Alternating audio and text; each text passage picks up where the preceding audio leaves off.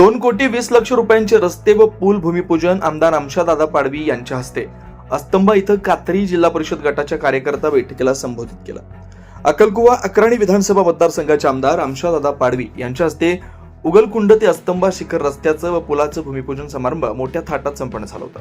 अंदाजे 2,20,00,000 रुपयांच्या विकास कामांचं फलकाचं उद्घाटन आमदारांनी यावेळी केलं.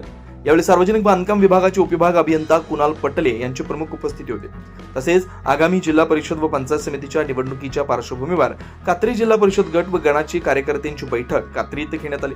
यावेळी शिवसेनेचे ज्येष्ठ मार्गदर्शक विजयसिंह पराडके, शिवसेना जिल्हा प्रमुख तथा माजी शिक्षण आरोग्य सभापती गणेश पराडके, माजी जिल्हा परिषद सदस्य रवी पराडके, धनसिंग पावरा, नगरपंचायत नगराध्यक्ष धडगाव, तालुका प्रमुख संदीप वळवी, युवासेना जिल्हा प्रमुख योगेश पाटील, प्राध्यापक दिनेश खरात, पंचायत समितीचे उपसभापती भाईदास अत्रे, पृथ्वीसिंह पाडवी, रवींद्र चौधरी, फत्तेसिंग पावरा, डॉक्टर राकेश पावरा, राकेश डुडवे, सुशीलाताई पाडवी, सविताताई पाडवी, सरपंच दिनेश वसावे, धीरसिंग पाडवी, ललित जगदाळे, वेलीचे सरपंच गुमानसिंग वसावे, नगरसेवक रघु पावरा, जगदीश पवार, हुजेपा बलोच आदी उपस्थित होते.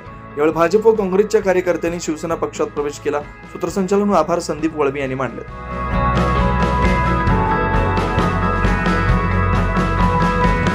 24 लाईव्ह महाराष्ट्र न्यूज साठी संजय पराडके, अक्कलकुवा अक्राणी.